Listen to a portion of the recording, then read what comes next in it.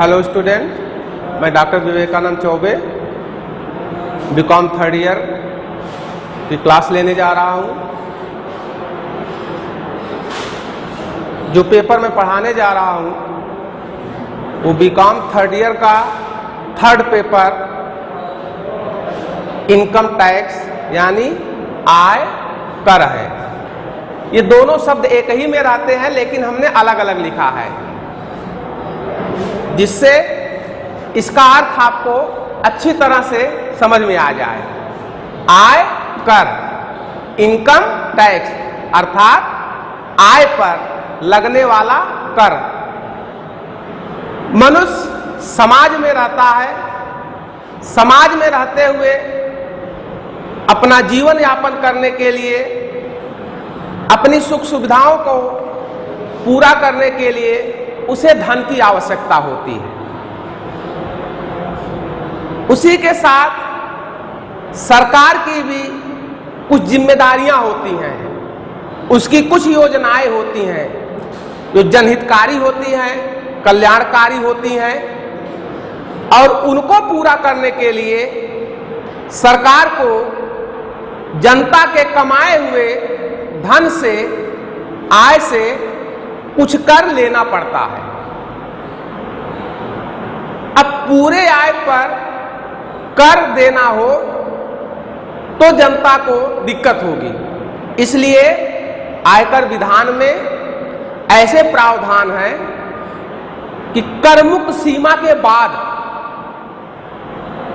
जो सीमा निर्धारित की गई है कर मुक्त की, एक लिमिट के बाद उससे सरप्लस जो होगा, उससे अधिक जो होगा, उस आय पर टैक्स देना होगा।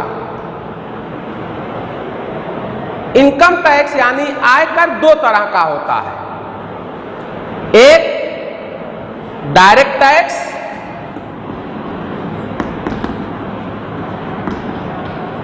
डायरेक्ट टैक्स अर्थात प्रत्यक्ष कर, और दूसरा है इनडायरेक्ट टैक्स अर्थात अप्रत्यक्ष कर। क्योंकि अप्रत्यक्ष कर ये प्रत्यक्ष कर से अलग हो जाता है।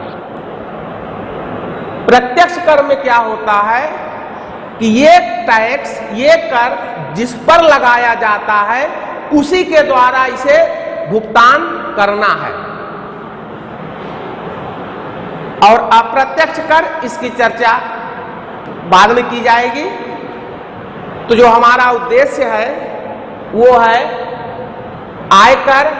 आयकर में हम इंडिकेट करेंगे, इंट्रोड्यूस कराएंगे आपको प्रत्यक्ष कर से।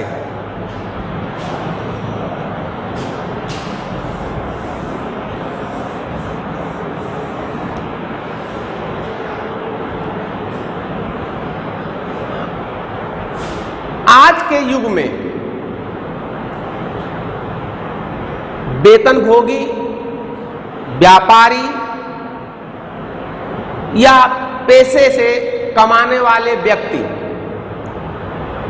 इन सब को टैक्स चुकाना पड़ता है। और विद्यार्थियों को ये जानना बहुत आवश्यक है कि आखिर आयकर, इनकम टैक्स है क्या।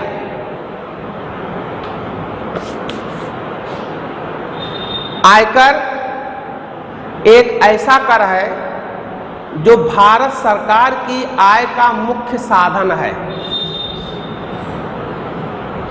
भारत सरकार इस कर द्वारा लोक कल्याणकारी योजनाएं लागू करती है, आपदा प्रबंधन में इस कर के पैसे से व्यवस्था करती है। लोक निर्माण विभाग, ब्रिज कारपोरेशन, जितने भी समाज को लाभ पहुंचाने के लिए कार्य किए जाते हैं वो सब इन टैक्स के पैसों से सरकार पूरा करती है। प्रश्न ये उठता है कि किसके द्वारा चुकाया जाए। हु इज लायबल टू पे इनकम टैक्स?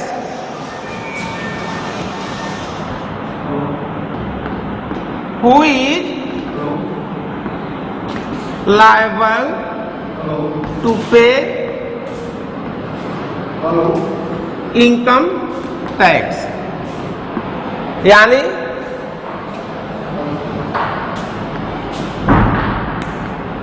आयकर किसके द्वारा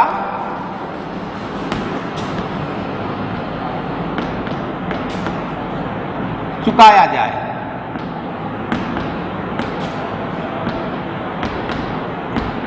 यह प्रश्न बड़ा महत्वपूर्ण है कि कौन आयकर देगा।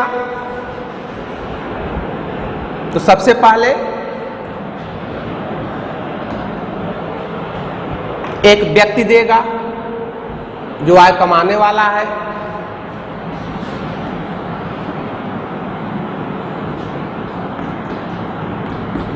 व्यक्ति देगा, व्यक्तियों का समूह यानी एसोसिएशन ऑफ पर्सन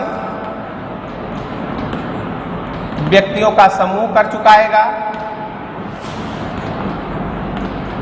फर्म कर चुकाएगी। HUF यानी हिंदू अविभाजित परिवार कर चुकाएगा। इन सबके द्वारा आय पर कर चुकाना होगा। अब प्रश्न उठता है कि ये कर लगाया कब जाता है।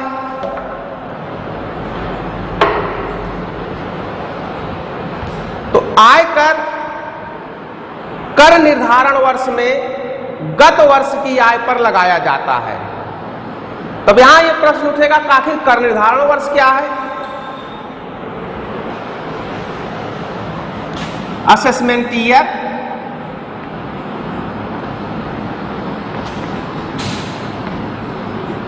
असेसमेंट ईयर यानी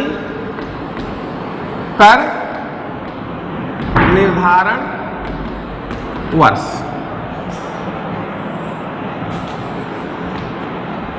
सबसे पहले आप जान लीजिए कि कर निर्धारण वर्ष क्या है। तो कर निर्धारण वर्ष जो है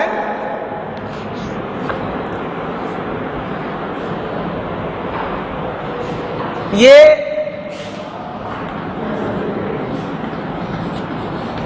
अंडर सेक्शन 29 के तहत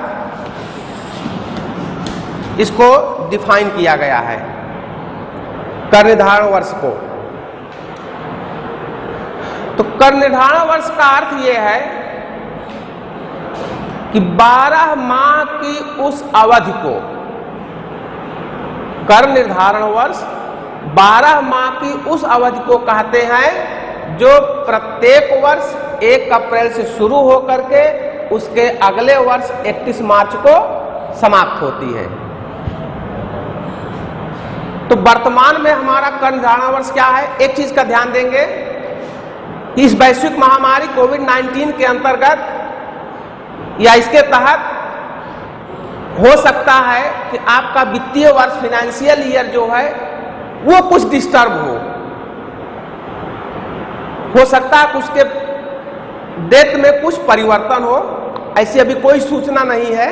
तो फिलहाल जैसा आयकर विधान में चलता आ रहा है हम वही लेकर के अभी तक चलेंगे। तो कर निर्धारण वर्ष अर्थात 12 महीने की उस अवधि को कहते हैं जो प्रत्येक वर्ष 1 अप्रैल को शुरू होकर के उसके अगले वर्ष 31 मार्च को समाप्त होती है। तो इस समय कर निर्धारण वर्ष क्या है 2021।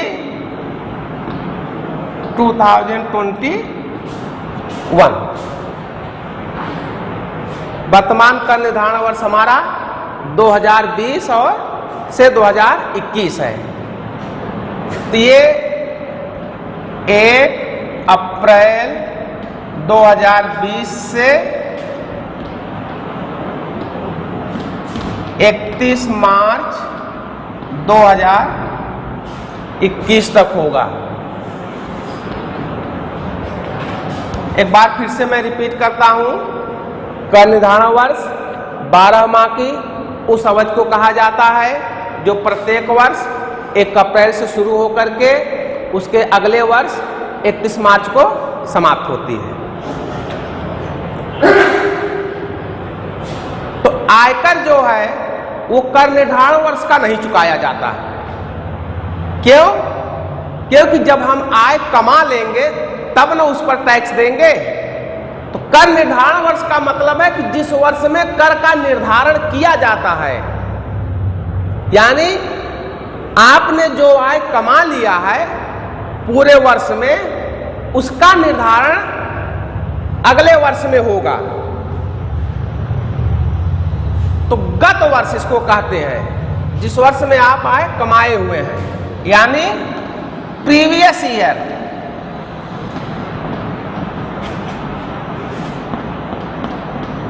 गत वर्ष।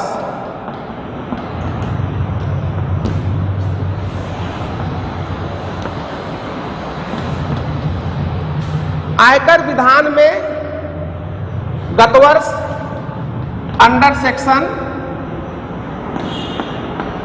3 के तहत इसको डिफाइन किया गया है। तो गत वर्ष की आय पर कर निर्धारण वर्ष में आयकर लगाया जाता है। अब गत वर्ष क्या है? तो कर निर्धारण वर्ष से तुरंत पहले के 12 माह की जो अवधि होती है वो गत वर्ष कहलाती है। तो 2020 और 2021 कर निर्धारण वर्ष का गत वर्ष क्या होगा? प्रीवियस ईयर होगा इसका 2019-2020, अर्थात 1/4/2019 से 31/3/2020, ये होगा आपका गत वर्ष। ये जरूर ध्यान रखना चाहिए कि गत वर्ष कभी भी 31 मार्च से ऊपर नहीं जा सकता। क्यों?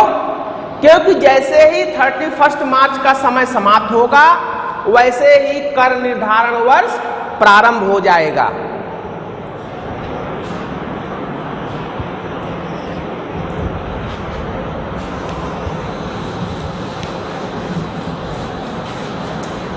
तो आपने कर निर्धारण वर्ष जान लिया और गत वर्ष जान लिया। गत वर्ष जिस वर्ष में आय कमाई या प्राप्त की जाती है गत वर्ष कहलाती है, और कर निर्धारण वर्ष जिस वर्ष कर का निर्धारण किया जाता है वो कर निर्धारण वर्ष होता है। अब हम चलते हैं आय पर। किस तरह की आय पर कर लगाया जाता है? तो आय के जो शीर्षक हेड ऑफ इनकम इसको कहते हैं। हेड ऑफ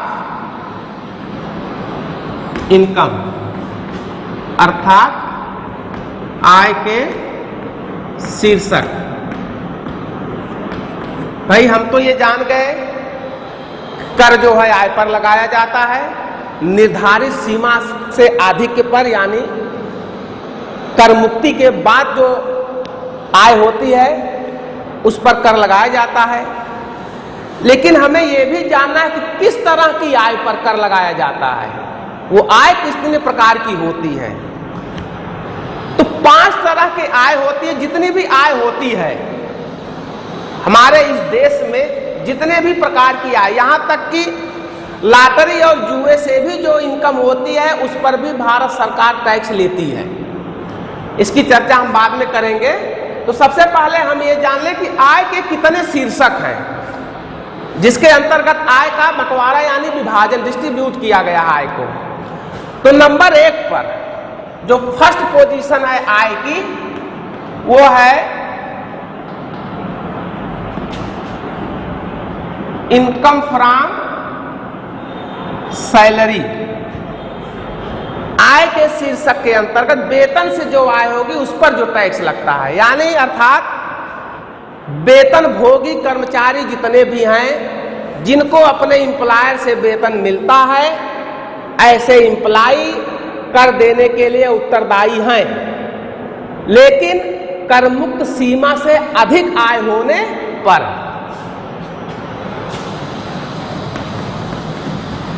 ये हो गया वेतन शीर्षक से आय। दूसरा जो इसका है हेड ऑफ इनकम, आय का जो दूसरा शीर्षक है वो है इनकम फ्रॉम हाउस प्रॉपर्टी, अर्थात मकान, संपत्ति से आय।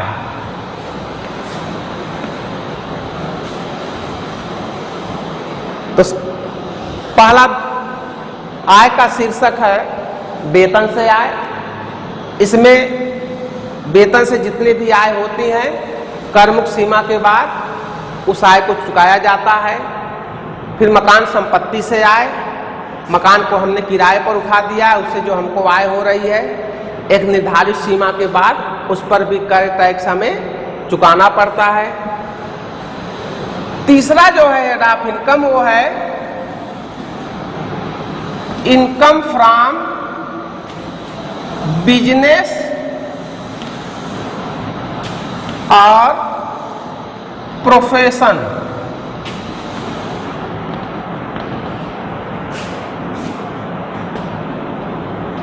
अर्थात व्यवसाय एवं पेशे से आय। इसमें व्यवसाय और पेशे को एक ही में शामिल किया गया है। पेशा आप सभी जानते हैं, वकील का अपना पेशा होता है, डॉक्टर का अपना पेशा होता है, अध्यापक का पेशा है अध्यापन। लेकिन अध्यापक वेतन पाता है इसलिए वो वेतन भोगी हो गया। तो डॉक्टर पेशेवर होता है, चार्टर्ड अकाउंटेंट वो भी पेशेवर होता है। पेशेवर तो चोर भी होते हैं, सट्टेबाज भी होते हैं, लेकिन उनकी आय को भारतीय आयकर विधान ने भी व्यवस्था किया है कि उनकी आय पर भी टैक्स लेना है, लेकिन उनको कहाँ रखा गया है ये अभी आगे बताएंगे। तो तीसरा था इनकम फ्रॉम बिजनेस और प्रोफेशन। चौथा जो हेड ऑफ इनकम है वो है इनकम फ्रॉम कैपिटल गेन,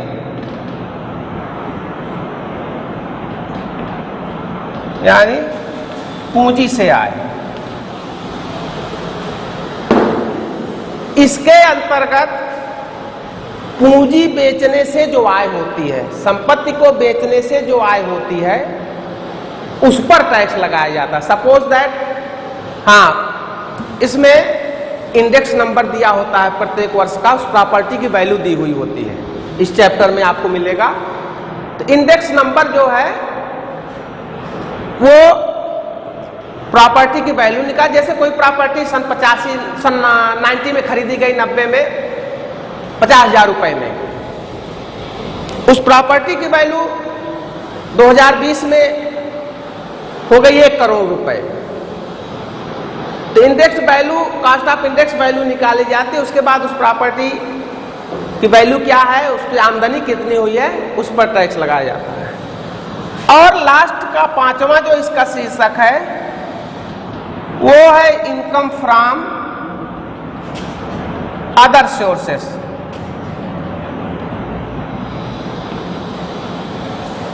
अर्थात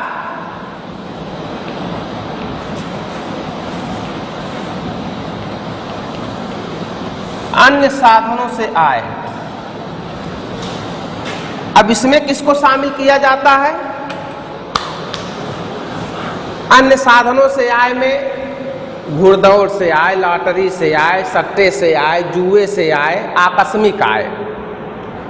ऐसी आय जिसके बारे में ये संभावना ना हो कि ये आय होगी या नहीं होगी। जितने भी कैजुअल इनकम है, आकस्मिक आय हैं, उनको हम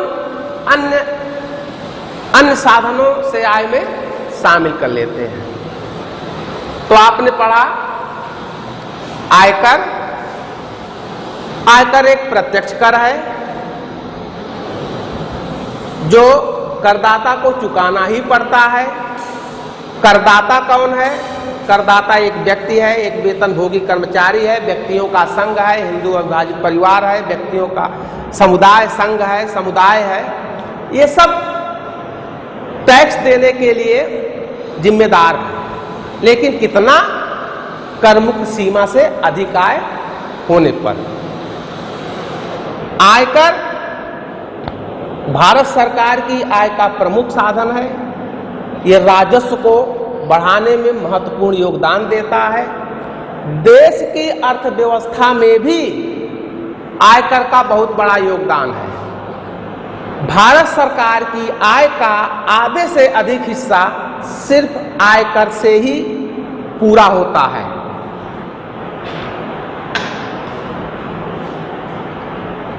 कितना टाइम हुआ? 21 मिनट।